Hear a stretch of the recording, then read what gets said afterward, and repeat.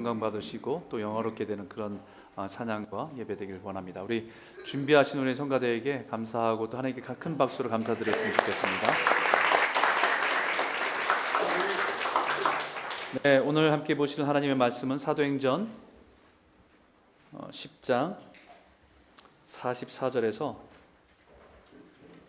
48절까지 있습니다. 10장 44절에서 48절까지 말씀, 제가 한 절, 여러분이 한 절 읽겠습니다. 베드로가 이 말을 할 때에 성령이 말씀 듣는 모든 사람에게 내려오시니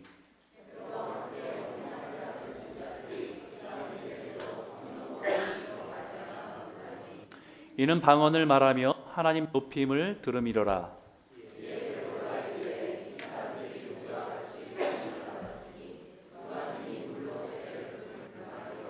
같이 읽겠습니다. 명하여 예수 그리스도의 이름으로 세례를 베풀라 하니시나 그들이 베드로에게 며칠 더 머물기를 청하니라. 아멘. 오늘은 14주년 창립 주일인데요. 오늘 특별한 목사님을 모셨습니다. 제가 밴쿠버에 2000년 8월에 처음 왔거든요. 처음 와서 그때는 결혼하기 전에 싱글로 왔을 때입니다. 그때 와서 처음 출석한 교회가 지구촌 교회였어요. 지구촌 교회 출석하면서 제가 처음 뵀던 목사님이세요. 그리고 이제는 은퇴하셔서 그때도 멋있었는데 은퇴하시니까 더 멋있는 것 같습니다.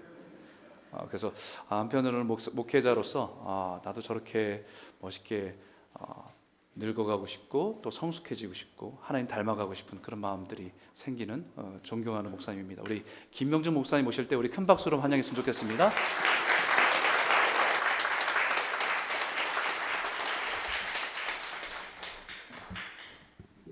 밴쿠버에 잘생긴 목사님이 두 분이 있는데 그 중에 한 분은 이영권 목사님, 그리고 한 사람은 얘기를 안 하겠습니다.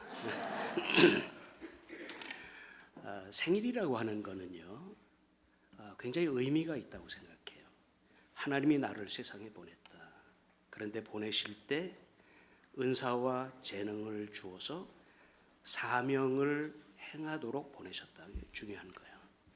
교회가 생일을 맞는 것은 어떤 의미가 있냐면 이홍곤 목사님을 세우셔서 하나님께서 원하시는 그 일들을 하게 하신 날. 그래서 교회가 생일을 만나면 이홍곤 목사님을 이곳에 보내서 교회를 세울 때 하나님의 소원이 무엇이었나, 그것을 다시 한번 확인하는 것이에요.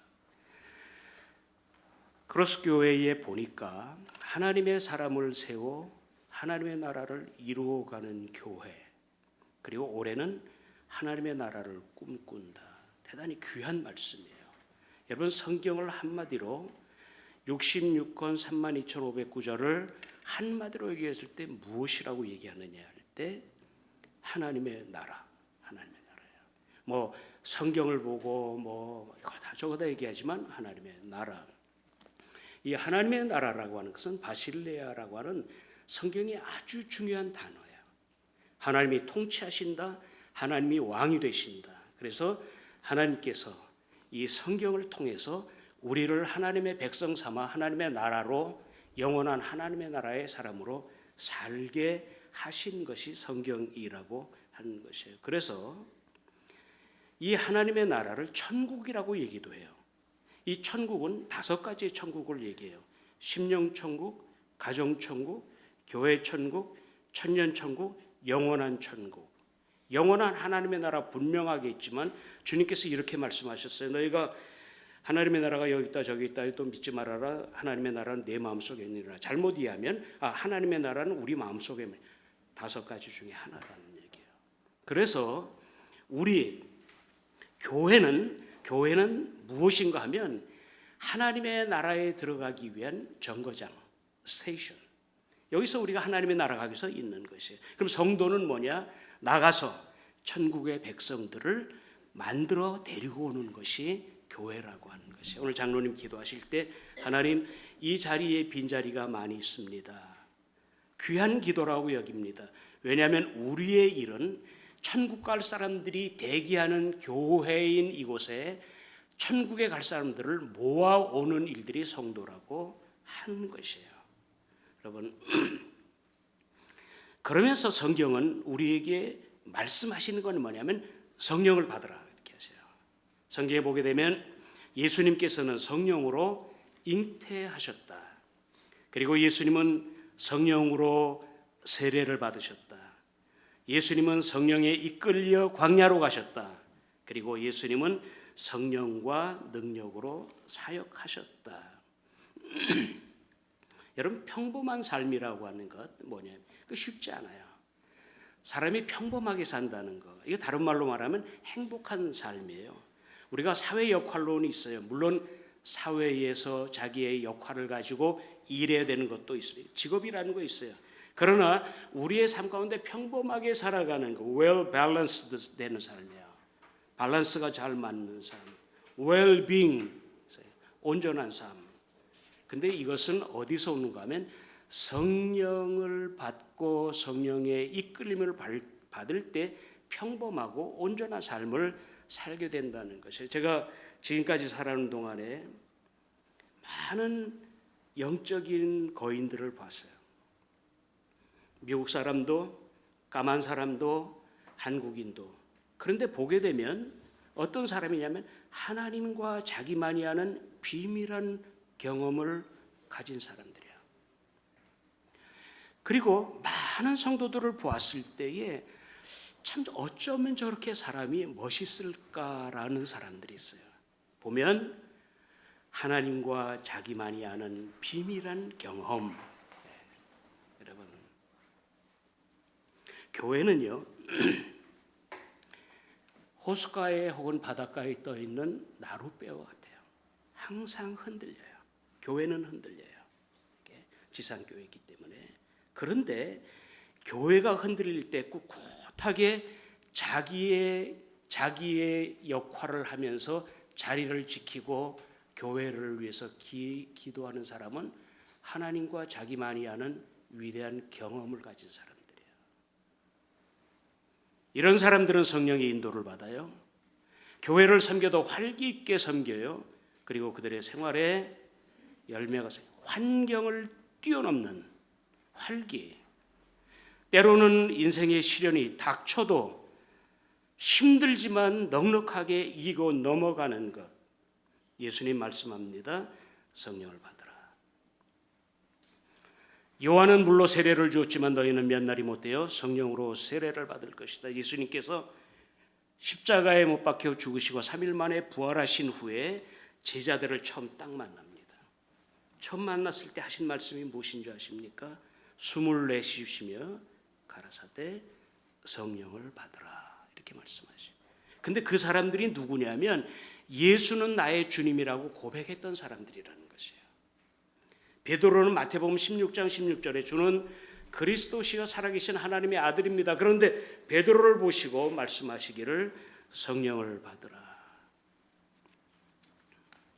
사도행전은 성령을 받은 사람들, 하나님과 자기 사이에 신비스러운 경험을 가진 사람들, 하나님과 자기 사이에 주시는 그 능력을 그의 심령 속에 그리고 삶 속에 받은 사람들이라는 거예요.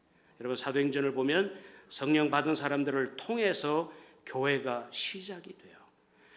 성령 받은 사람들을 통해서 영혼들을 건져요. 성령 받은 사람들을 통해서 건강한 교회가 되는 것입니다. 여러분, 요즘에 걱정되는 게 있어요.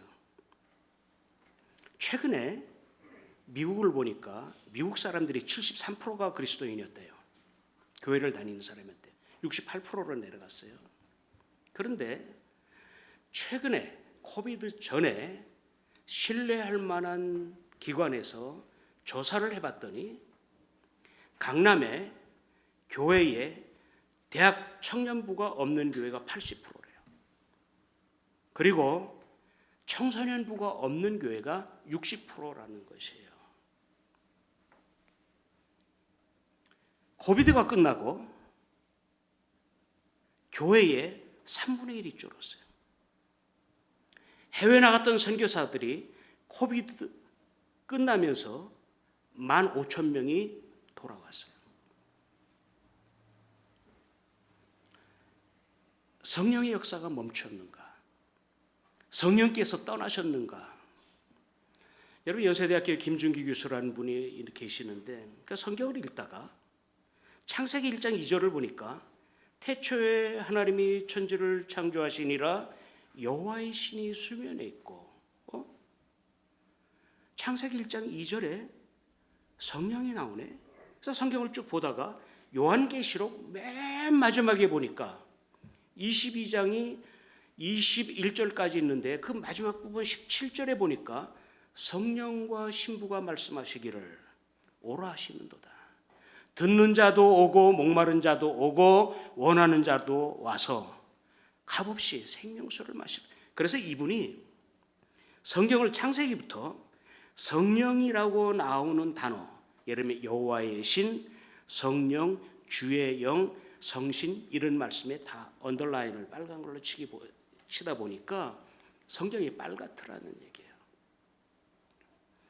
누가복음 11장 13절에 이렇게 말씀합니다. 성령을 구하라. 너희가 악할지라도 자식에게 좋은 것을 줄 줄 알거든 하물며 너희 천부께서, 하늘의 아버지께서 구하는 자에게 성령을 주시지 않겠느냐. 오늘 본문의 말씀으로 돌아갑니다. 오늘 본문의 말씀은요, 성령 받는 장면이에요. 성령이 임하시는 장면이에요.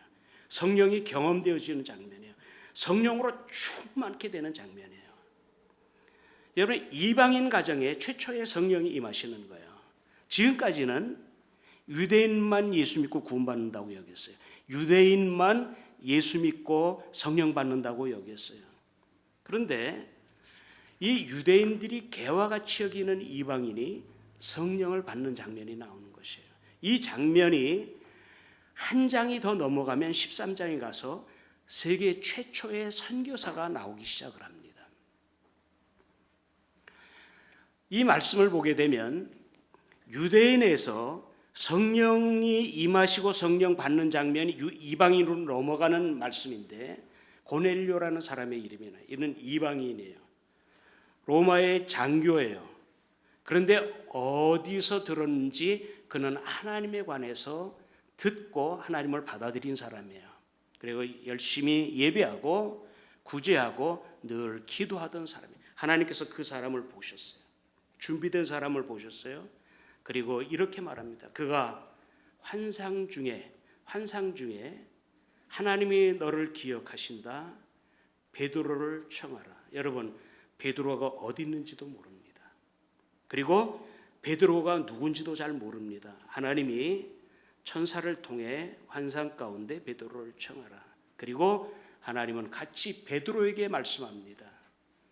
베드로가 지금 요빠라는 지역에서 어느 부자 비즈니스맨이, 가죽 비즈니스를 하는 분이 자기의 집을 내놓고 베드로가 그곳에서 좀 쉬기도 하고 충전하고 피정하고 기도하는 시간을 갖도록 배려했어요. 근데 베드로에게 환상 중에 말씀합니다. 환상 중에 하늘에서 보자기에 이스라엘 백성들이 먹지 못하는 짐승이 하늘에서 내려오는, 먹으라. 베드로가 이상하게 생각했어요. 우리가 먹지 않는 것인데 먹으라 그런다. 여러분, 환상이라는 건 뭐냐면 하나님의 메시지예요. 환상은 하나님께서 우리에게 말씀하시는 약 13가지 방법 중에 하나예요. 하나님 우리에게 말씀하기를 원하셔요. 그런데 그것은 알아듣도록 말씀하셔요. 우리가 알아들을 수 있는 것으로 말씀하시는데, 이 두 사람에게 환상 보이셔서 하나님께서 원하시는 메시지를 주시는 장면이 여기에 나온다는 것이에요.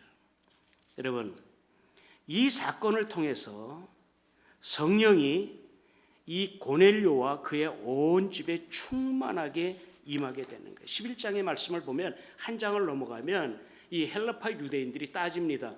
우리는 이방인의 집에 들어가지도 않고 함께 먹지도 않는데 베드로 당신은 그 집에 들어가서 함께 먹고 종교 행위를 했다는 것이에요. 그때 이 사도행전 11장 15절부터 이렇게 말씀합니다.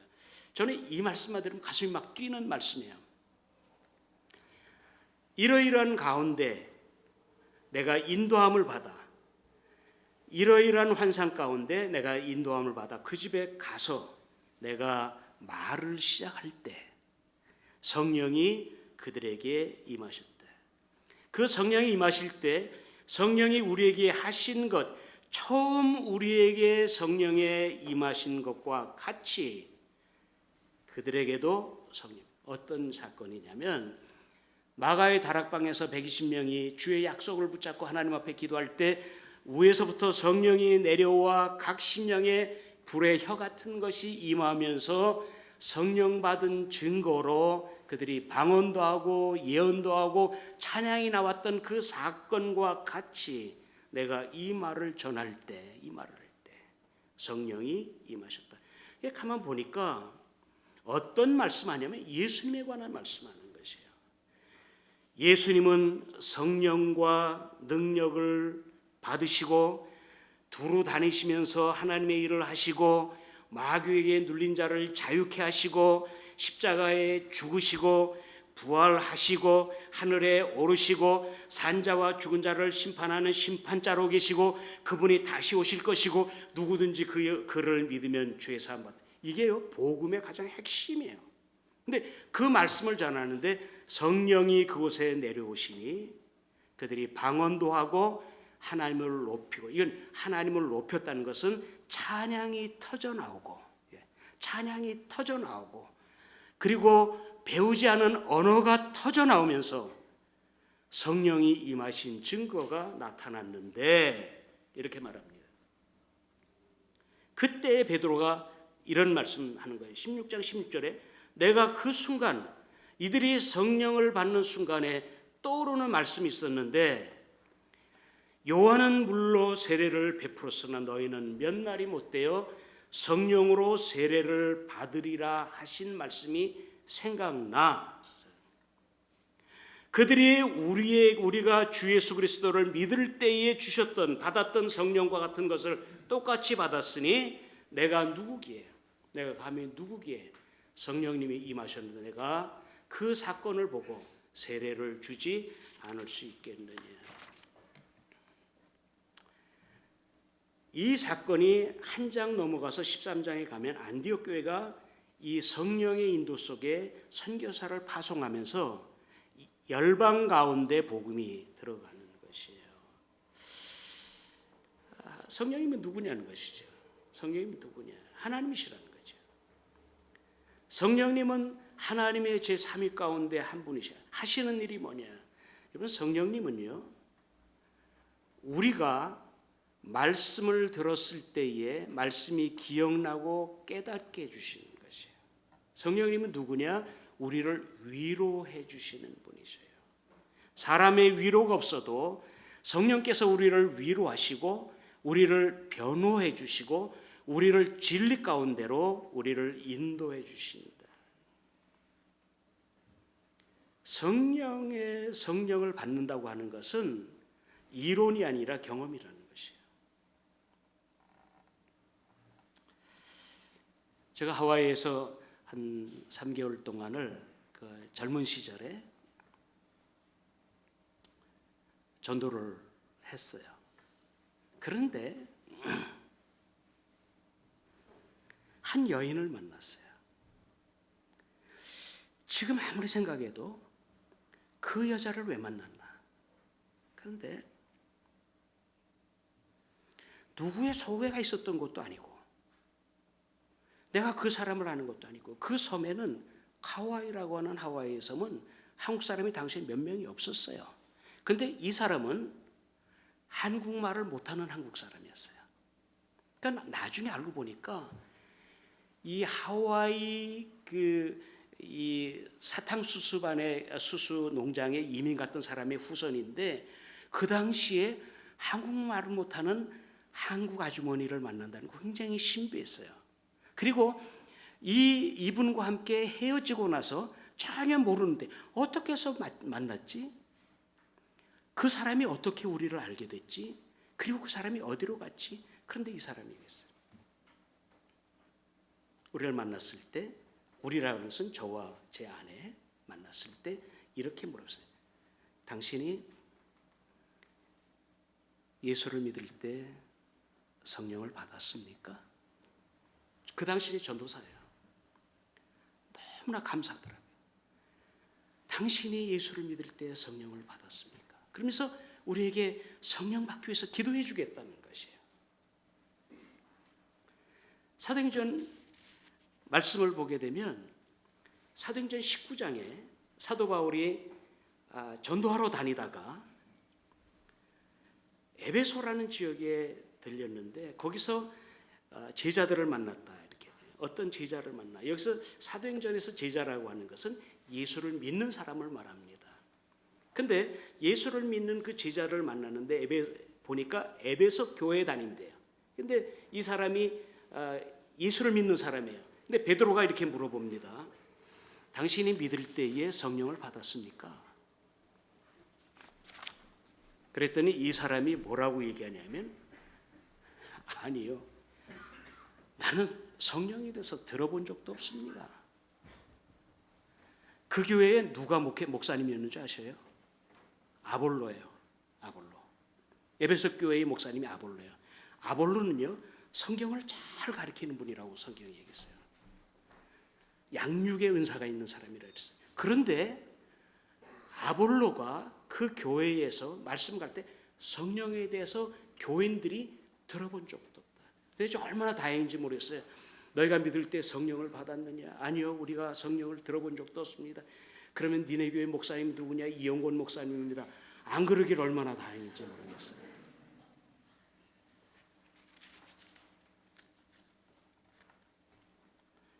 그래서 성경의 사도행전 19장에 바울이 그들을 위해서 기도합니다.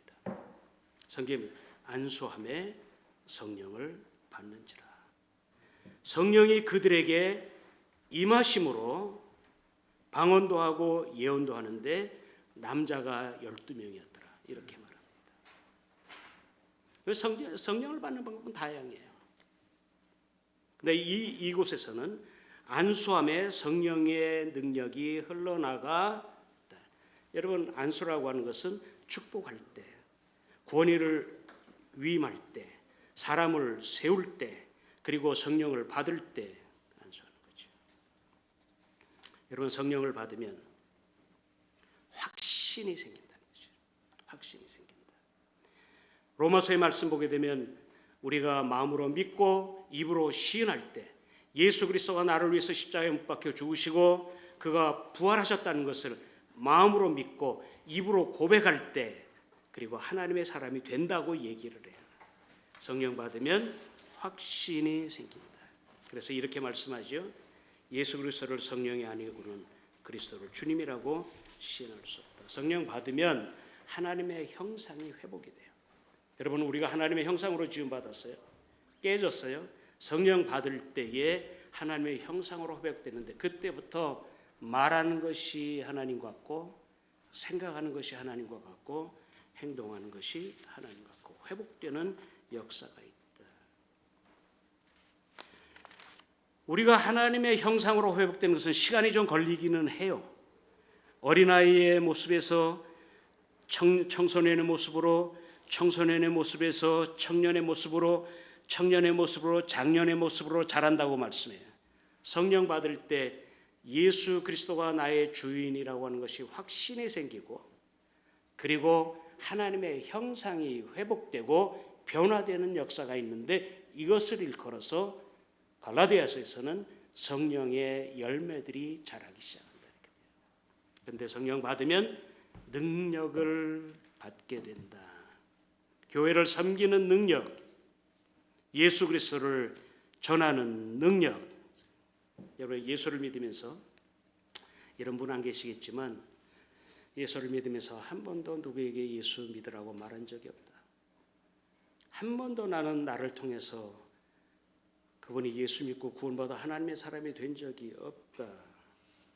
나는 내 인생 속에 한 번도 간증이라고 하는 것을 해볼 만한 거리가 없었다. 근데 성도들을 가만 보면 자기는 성령을 받았대. 성령을 받았대. 한 번도 예수 그리스도를 나의 주님이라고 고백한 적도 없고 그의 삶이 변화되지도 않고 전도도 한 번도 하지 못하고 그리고 그를 통해서 구원받는 자가 늘어나지도 않고 여러분 이렇게 말씀합니다. 성경을 보면 성령 받는 장면이 나올 때는 그곳이 진동하더니 불의 혀 같은 것이 임하더니 성령 받으니 그에게서 은사가 터져 나오더니 보면 성령 받을 때 보면 한 90%는요 성령 받는 것이 확실하게 외적으로 느껴져요. 근데 한 10% 정도는 성령 받을 때에 그 상황이 될 때에 성령 받은 증거가 나타나는 경우가 있기는 해요. 예수님께서 이렇게 말씀합니다. 성령이 너에게 임할 때까지 너희는 이 성을 떠나지 말아라. 요한은 물로 세례 주었지만 너희는 성령으로 세례 받을 것이다. 여러분, 성령 받으면 부흥이 오기 시작을 해요. 우리 한국의 부흥이 1976년도부터 시작이 돼요. 물론 1908년도에 평양의 부흥 사건이 있지만 그것이 어느 정도 끊겨지기 시작해요. 왜냐하면 일제와 6.25 통해서 끊겨져요. 그리고 60년대에는 완전히 한국이 무너지면서 몸부림치는 때, 교회가 몸부림치는 때, 1976년도 그때에는 한국 교회들의 대학부가 없었어요. 청년부가 없었어요. 그 당시에는 고등학교를 졸업해도 8%밖에 대학교를 갈 수 있는 그 카패시티가 없었어요. 교회에서 고등부를 졸업하면 어른 예배에 들어갔어요. 훈련받고 양육받을 데가 없어요. 그런데 동시에 1976년도에 몇 개 대학에서 부흥이 일어나기 시작을 해요. 그 대학에서 부흥들이 일어나면서 선교단체가 형성이 되면서 교회의 젊은이들이 부흥이 되는 것이에요. 그것이 1988년도에 들어가면서 폭발적으로 선교사들이 해외 나가요. 왜냐하면 88년 이후에 여행 자유화가 되면서 여권을 받기 시작해요. 76년도부터 88년도까지는 여권을 아무리 선교사로 나가려고 해도 여권을 받을 수 없었던 때가 있었어요. 여러분 그때에 76년도에 부흥이 일어날 때에 어떤 역사냐면 캠퍼스에서 성령 받는 역사들이 일어나요. 초자연적인 성령 받는 역사들이 일어났어요.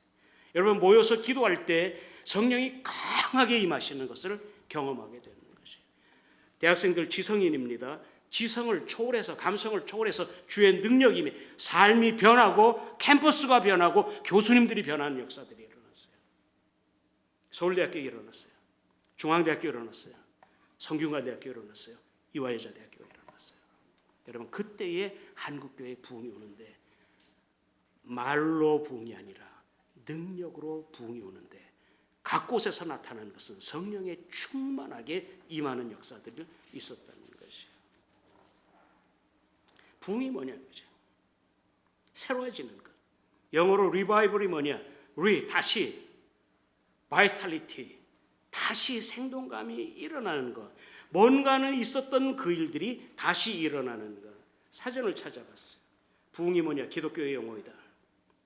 새롭게 소생되고 재생되고 다시 생기를 얻는 것이다. 제가 인공지능 AI에게 물어봤어요. 부흥이 뭐냐? 이렇게 얘기해요. 정체성의 회복이다. 활기가 있고 깨달아진다. 그 좋았던 시대가 재현되는 것이다. 너무나 기뻤어요. 맞아, 부흥은 것이. 그래서 제가 인공 AI에게 칭찬을 했어요. 너 참 대답 잘한다. 그랬더니 뭐라고 다시 왔냐면 그렇게 말씀하지 마십시오. 저는 인간이 아니므로 감정이 없으니 칭찬을 안 하셔도 됩니다. 여러분 부흥이 오면 우리의 심령이 사모하는 마음이 생겨요. 목마른 사슴이 시냇물을 사모하듯이 내 영혼이 주를 찾기에 갈급하나이다. 주님, 내가 주의 은혜에 목마릅니다. 내가 주님 아니고는 어디 가겠습니까? 주님, 내가 주님 사랑합니다. 나는 주님만으로 만족합니다. 주님보다 더 귀한 것이 없습니다. 여러분, 성령 받고 나니 내 심령의 부흥이 갈급함으로 나타났다는 것이에요. 믿습니까? 목사님께서 전하는 말씀이 사모되어지는 은혜, 이것이 부흥이라는 것이에요. 가정이 부흥돼요. 저는 며칠 전에 유튜브를 보다가 참 눈물이 났어요. 한국에 3대 위기가 있어요. 젊은이들에게. 첫째는 자살이더라고요. 그 얘기를 들으니까 얼마나 가슴이 아픈지. 1년에 10,000명 이상이 자살하는데 너무나 비참하게 자살을 해요.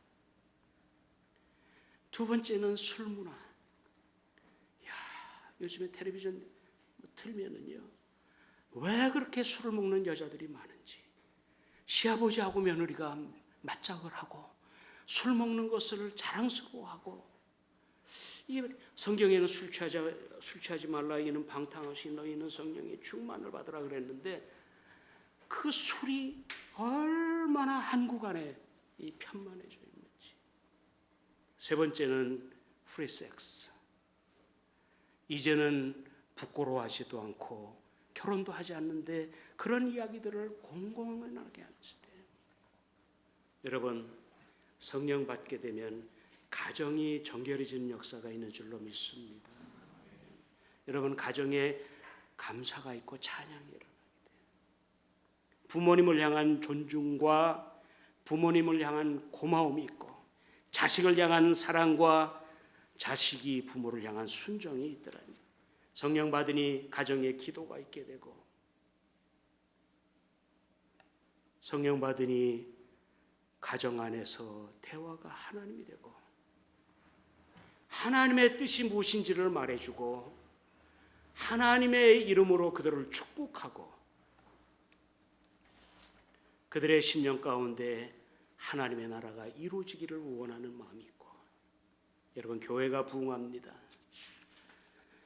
믿는 자가 늘어나는 부흥이 성령 받으니 나타나더라. 사도행전 4장의 말씀 보게 되면 빌기를 다음에 모인 곳이 진동하더니 무리가 다 성령에 충만해. 성령이 임하실 때 교회로 임하시는데, 그들이 하나님 앞에 나가 기도할 때에 땅이 진동하고 성령이 충만하더니, 담대히 하나님의 말을 하게, 하나님의 말씀을 전하고, 무리가 한 마음 되고 그들이 모든 것을 통용하고, 사도행전 2장 46절에 성령이 충만하게 임하시니 그들이 모이기를 힘쓰고. 여러분, 그런 경험 있으시죠? 교인들이 보고 싶다. 빨리 교회 가서 만나고 싶다. 만나고 싶다. 그립다. 그렇죠. 뭔 소린가? 뭔 소린가? 여러분, 성령 받고 은혜 받으면은요, 성도들이 그립다는 것이에요. 만나고 싶다. 보고 싶다. 마음을 같이하여 날마다 성전에 모이기를 힘쓰고, 사도행전 2장 말씀 보니까 기도하기를 힘쓰고, 성령이 그들에게 임하시니까 기도가 너무나 재밌어서 기도 가운데 깊이 들어가 내가 몸 안에 있었는지 몸 밖에 있었는지 모르고 주 예수 그리스도와 교제하고, 창조주 하나님과 교제하고, 성령님과 교제하면서 사랑하고 고백하고, 그리고 우리의 것을 아뢰고, 하나님께서 우리에게 더 주지 못해서 그러고, 사랑하는 아들아 딸아, 내가 너를 안다. 네가 참 침 삼킬 동안도 내가 너를 놓지 않는다.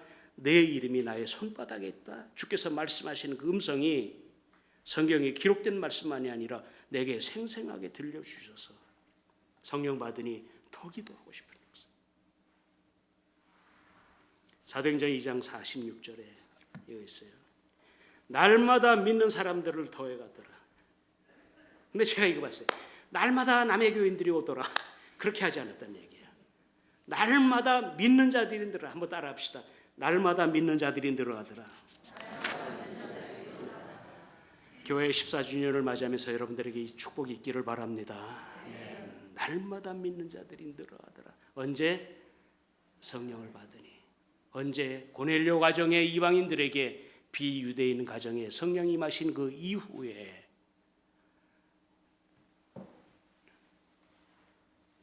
성령 받으니까요, 미치지 않더라. 우리는 착각해요. 성령 받게 되면은 괴상한 무당과 같이 되는 줄. 아니요. 성령 받으면 젠틀. 왜? 성령님은 굉장히 젠틀하신 분이시요. 상대방을 배려도 하게 되고, 그리고 하나님 앞에 깊이 나가게도 되고, 고난 가운데도 주 예수 그리스도를 붙잡고 소망으로 나가게 되는 역사들이 있어요.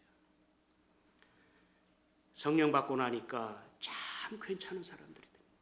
정말 만나고 싶은 사람, 정말 보고 싶은 사람, 정말 그리운 사람, 그와 함께 있으면 마치 뭐가 묻어나는 것 같은, 그 은혜가 내게 묻어나서 전달되는 것 같은 믿어지는 역사. 하나님 그리하시 않으실지라도 내가 주님을 사랑합니다. 내가 하나님의 말씀이 믿어집니다. 이성과 지성을 초월해서 그 신비스러운 것이 믿어지나이다. 여러분, 능력이 나타나는데 그 능력, 두나미스, 다이나마이트의 어원, 두나미스, 성경의 성령의 능력 나타난다는 것이, 섬김의 힘, 예배의 깊이, 성령의 인도에 민감함. 예수 믿지 않는 영혼을 보면 불쌍해 견딜 수 없는 그 마음. 주님 말씀합니다. 부활 승천하기 전에 제자들에게 성령의 능력이 너에게 이 피움을 받을 때까지 너희는 이 성을 떠나지 말라. 어느 날 제가 생각을 해봤어요. 고넬료 가정, 그가 아무리 로마의 군인으로 높은 지위에 있고 권력을 가졌지만 이스라엘 백성들은 그를 무시하고 개와 같이 여겼을 때 그가 여호와 하나님을 경외하고 늘 기도하더니 하나님께서 그를 기억하시고 성령을 부어주셔서 그로 인해서 안디옥 교회는 선교사를 파송하는데, 이 안디옥은 터키에 있거든요. 그리스로 파송하고 그리스에서 이 성령과 말씀의 역사들이 로마로 가고 독일로 가고 영국으로 옮겨가고 미국으로 가고 미국에서 원산으로 가고 원산에서 1차적인 성령의 역사들이 있어서 그분들이 다시 평양으로 가서 기도하면서 성령의 크게 임하심이 있고, 그 역사가 의주로 가고 의주에서 우리 가정이 예수 믿고 그 성령의 능력을 체험하고 우리의 증조 할머니가 그 성령의 능력을 체험하고 그의 후손들이 성령의 능력을 받고 그것이 서울로 피난 가고 서울에서 카나다로 오고 이 성령의 역사심들이 지금까지도 계속되고 있다는 것이에요. 오늘날 마지막 때의 현상이 뭐냐면 귀가 가려워서 귀에 솔깃한 얘기에 쫓겨다니고 모이기를 힘쓰지 않고, 여러분, 그러나 성령의 역사 속에 주의 말씀을 붙잡고 모이기를 힘쓰며 주의 능력을 사모함이 필요하다는 것이. 그러면 너희가 믿을 때에 성령을 받았느냐 말씀하시고, 어떻게 성령을 받겠느냐. 오늘 말씀 보니까 그들이 말씀을 들을 때 성령이 임했다는 거죠. 말씀을 들을 때. 성경은 말씀합니다. 너희가 성령을 받기를 위해서 기도하라. 사도행전 2장 1절 말씀, 예수께서 부활 승천하신 후에 바로 간 것이 마가의 다락방, 마가의 어머니의 집에 가서 그들이 그 약속을 믿고 하나님 앞에 간절히 열흘 동안 기도했더니 성령이 그들에게 임하시는데, 성령이 경험되어지는데, 성령의 능력이 위에서부터 입히우는데, 성령이 임재하는데, 성령이 충만한데 같은 말이야. 그들이 하나님의 능력 가운데 교회가 시작되고 예배가 되고 은사들이 나타나고 선교가 되어졌다. 한 말씀만 말씀을 드리고 말씀 마칠게요. 제가 하와이에서 제자 훈련을 받을 때 여러 한 13 나라에서 온 친구들하고 같이 제자 훈련을 받았어요. 근데 그때에 우리가 이제 아까 얘기한 그 카와이라는 데서 3개월 동안을 전도하는데 몇 사람들이 있다가 각자 이제 흩어 전도하는데 하루는 자유 시간이 있었어요. 그날은 빨래도 하고 또 필요한 것도 사기도 하고 그런데, 근데 제 옆에 한 일본 친구가 있었어요. 히데오라고 하는 친구. 나랑 동갑내기 있어요. 그는 일본의 지방방송국 TV PD였어요. 그러니까 예수를 믿은 지 얼마 안 돼가지고 왔어요. 그런데 하루는 다 외출하는 날 저한테 그러더라고요. 명준, 그래요. 명준. 명자하고 준자가 발음이 안 되니까 면준. 이렇게 해서 오늘 자기가 있겠대. 집에 있겠대. 갔다 오라고. 그런데 갔다가 왔는데 저녁 때 오니까 이 친구의 얼굴이 환해진데 뭔가는 달라졌어요. 그래서 내가 히데오에게 물어봤습니다. 히데오, what happened today? 무슨 일이 있었냐? 얘기를 하는 거예요. 저희가 전도 훈련을 이렇게 이 제자 훈련 학교에 와서 봤는데 성령에 대해서 이렇게 배우면서 자기는 성령에 대해서 들어본 적도 없었고 또 성령 받기 위해서 기도한 적도 없었고 근데 보니까 내가 성령이 너무나 필요했다. 그래서 너희들이 다 외출한 다음에 자기가 자기 침실에 침대 앞에 무릎을 꿇고 앉았대요.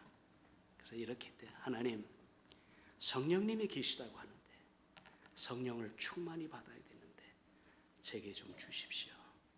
성령님 내게 충만케 해주십시오. 유창한 기도도 아닌데 그가 그 약속을 믿고 하나님 앞에 기도했어요. 성령이 그에게 임하신 거예요. 자기가 성령님의 임하심을 경험하고 알게 된 거예요. 충만하게 성령이 임하시면서 성령의 나타나시는 역사들이 그에게 있었다는 것이에요. 여러분, 성령을 주시겠다는 것은 주의 약속인 줄로 믿습니다. 성령 충만을 기도하십시오. 성령 충만은 깨진 바가지에 물을 담는 것 같아서 한 번으로 아니라 매일마다 충만받아야 된다. 도저 박사는 이렇게 얘기합니다. 매일매일 성령의 충만을 받으라. 크로스 교회, 예수 그리스도의 십자가, 그리고 그걸 통해 하나님의 나라의 일꾼 삼아서 하나님의 나라를 확장시키는 교회, 14주년을 맞아 15주년을 향해 갈 때 성령으로 충만케 되는 성도님들이 되시기를 주님의 이름으로 축복합니다. 네. 여러분, 성령 충만은 이론이 아닙니다. 경험입니다. 성령의 충만함은 하나의 지난 얘기 아니라 능력입니다. 성령의 충만함은 오늘입니다. 성령이 충만케 되시는 여러분들이 되시기를 주님의 이름으로 축복합니다. 설교가 길어서 미안합니다. 설교하다가 제가 드리고 싶은 말씀이 있고 예가 있었어요. 이제 시간을 보니까 많이 시간이 갔더라고요. 그래서 자주 불러주셔야죠. 가끔 설교하면 이 감이 떨어져가지고서 이렇게 되는데 제가 이영권 목사님 참 좋아하고요. 아마 그 큰아들 이름 내가 지어줬을걸. 네, 큰아들 이름 크리스토퍼라고 내가 이름 지어준 것 같아요. 그래서 크리스토퍼라는 건 그리스도를 모시고 가는 사람이다 그 말이에요. Bearer of Christ라는 말인데, 그래서 큰아들 이름은 그리스도를 모시고 살아가는 사람이 되라. 여러분은 성령님을 모시고 살아가는 여러분들이 되시기를 주님의 이름으로 축복합니다. 옆에 계신 분 손 한번 꽉 잡아주세요. 이렇게 하세요. 성령으로 충만케 되시기를 축복합니다.